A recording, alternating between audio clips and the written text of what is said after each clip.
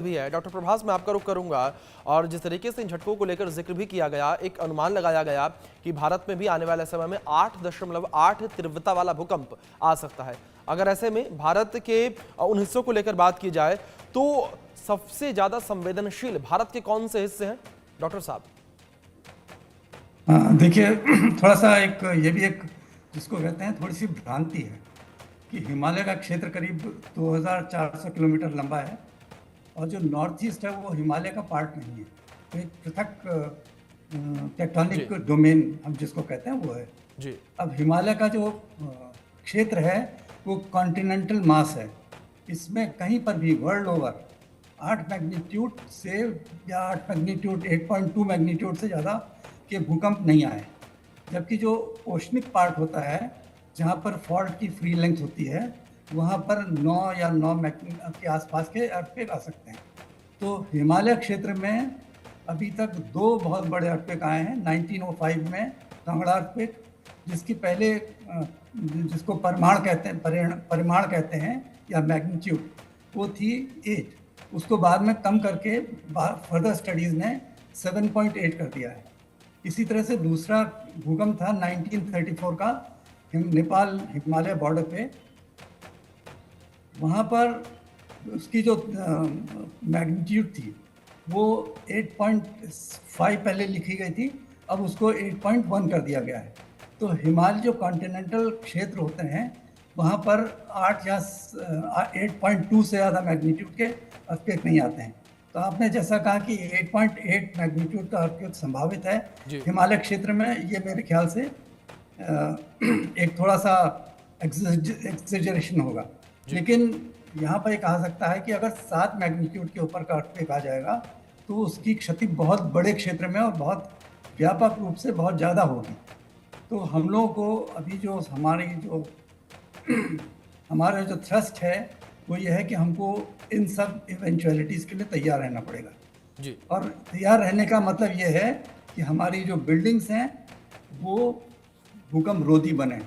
हर भूकंप रोधी मैप हैं, उसके हिसाब से सारे बिल्डर्स को ट्यून अप करना पड़ेगा कि स्ट्रक्चर्स अगर फेल करते हैं, क्योंकि जितनी भी कैजुअलिटीज़ होती हैं वो स्ट्रक्चर के कोलैप्स से होती है जी। तो वो स्ट्रक्चर भूकंप रोधी बने। चाहे लखनऊ का क्षेत्र हो, वहाँ पर जोन 3 है, उस हिसाब से स्ट्रक्चर्स बने। चाहे दिल्ली हो, भूकंप जोन 4 है, उस हिसाब से स्ट्रक्चर्स बने।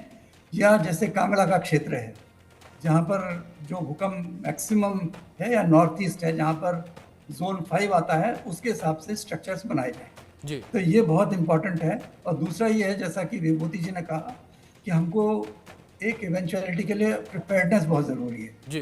कि हमको पूरे उसमें क्या करना चाहिए जी। भूकंप के आने से पहले, भूकंप के समय और भूकंप के बाद, ये तीनों की अवेयरनेस पब्लिक में जरूर होनी चाहिए।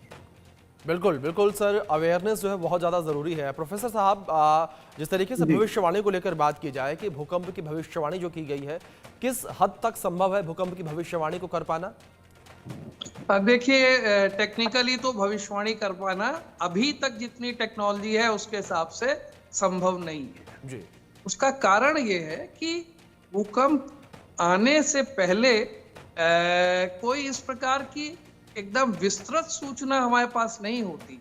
ऐसा जरूर होता है कि कई बार छोटे अर्थक्वेक आते हैं जिनको प्री शॉक्स कहते हैं और वो एक बड़े अर्थक्वेक को इंडिकेट कर सकते हैं, लेकिन इसके अलावा कोई ऐसी मशीन नहीं है, कोई ऐसी घड़ी नहीं है जिसमें कि हमने उसको लिंक कर दिया बहुत जगह से और वो ये बता दे कि 1 दिन बाद 2 दिन बाद अर्थक्वेक इस एरिया में आ जाएगा जी। एक तो ये पूरे विश्व के लिए ये एक इसमें सभी लोग लगे हुए हैं कि क्या भूकंप की भविष्यवाणी की जा सकती है, मतलब कि भूकंप कब आएगा। बहुत सारे क्षेत्रों को चिन्हित किया जा चुका है भूगर्भीय मैप्स के ऊपर कि इन क्षेत्रों में भूकंप आने की संभावना है, ज्यादा है, थोड़ा और ज्यादा है, और हो सकता है निकट भविष्य में भी आ जाए, लेकिन एकदम उसको पिन पॉइंट नहीं किया जा सकता जी। जैसे कि पूर्वोत्तर क्षेत्र में जिसको हम लोग सिंटेक्शियल बेल्ट कहते हैं, मैं कुछ ज्यादा टेक्निकल शब्द नहीं यूज करना चाहता, जहां से कि घुमावदार पहाड़ियां शुरू होती हैं जी। तो पूर्वोत्तर क्षेत्र जो है वो सबसे ज्यादा प्रभावित रहा है अभी तक अर्थक्वेक के मामले में, और ऐसे ही पश्चिम में भी जो भारत पाकिस्तान की सीमा है उधर भी इसी प्रकार की सिमिलर तरीके की एक बेल्ट है। तो जो पूर्वोत्तर क्षेत्र में अराकान योमा की पहाड़ियां हैं, और वो हमारे जो 5 मुख्य रूप से 7 में से जो पूर्वोत्तर क्षेत्र के राज्य हैं वहां से होते हुए बर्मा तक चले जाते हैं। और उसके अगर हम उत्तर में देखें तो वहां पर चाइना का सदर्न पार्ट है, कुनमिंग का क्षेत्र है। तो वहां पर 3 या 4 प्रकार के ब्लॉक्स एक दूसरे से टकरा रहे हैं, या एक दूसरे से रगड़ रहे हैं, या एक दूसरे से लगातार एक टेक्टोनिक विच्छेद में है, जिसकी वजह से बहुत सारे भ्रंश वहां बन चुके। अभी भी म्यांमार का जो अर्थक्वेक आया वो तो कई को केंद्रित था और एक ही क्षेत्र को उसने प्रभावित किया, लेकिन ऐसा भी संभव है कि वह हमारे पूर्वोत्तर क्षेत्र को भी प्रभावित कर सकता है, क्योंकि वही फॉल्ट दक्षिण से लेके उत्तर की तरफ बिल्कुल सीधा चला जा रहा है। उसका कारण ये है कि हमारे अंडमान निकोबार द्वीप समूह के पास में एक 90 ईस्ट रिज है, जो कि हमें इसमें बे ऑफ बंगाल में स्थित है, और वो एक टेक्टोनिक यूनिट है। और उसी में जिस प्रकार के बदलाव आ रहे हैं उसकी वजह से पश्चिम से पूर्व की तरफ दबाव बन रहा है। इंडियन प्लेट बर्मीज प्लेट को पुश कर रही है। बर्मीज प्लेट में 2 भाग हो गए हैं, और उन भागों की वजह से एक प्लेट दूसरे प्लेट के अंदर जा रही है, और उसके जाने की वजह से वहां पर लगातार भूकंप के झटके आए थे, और भविष्य में भी आने की संभावना है।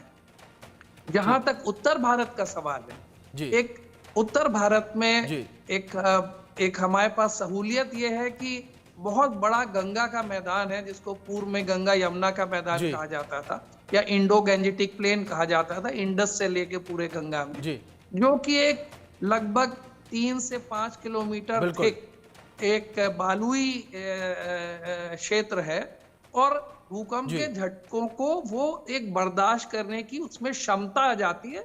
जैसे कि आप समझिए कि स्पंज है, उसमें किसी प्रकार से दबाव आए, मतलब जो रेतीली जमीन है वो ऑब्जर्व कर लेती है उन झटकों को, एक तरीके से ये समझ सकते हैं, एब्जॉर्ब कर लेती है। जी जी जी बिल्कुल।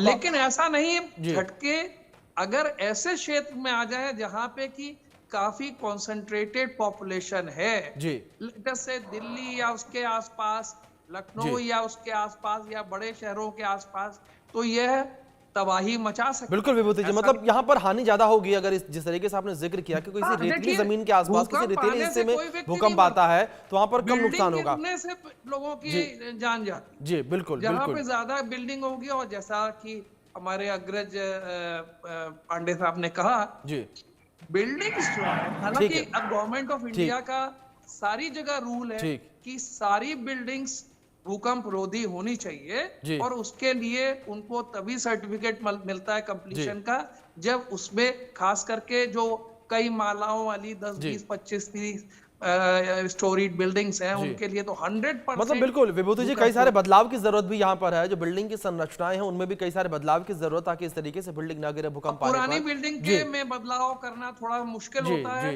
क्योंकि उस समय की टेक्नोलॉजी कंक्रीट की अलग थी। ठीक है विभूति जी, ठीक है। प्रभात जी, मैं आपका रुख करूंगा एक कमेंट पर, इस पर आपका चाहूंगा कि जो जलवायु परिवर्तन को लेकर बात की जाए, तो लगातार जलवायु परिवर्तन को तमाम चीजों के लिए जिम्मेदार माना जाता है। ऐसे में जिस तरीके से भूकंप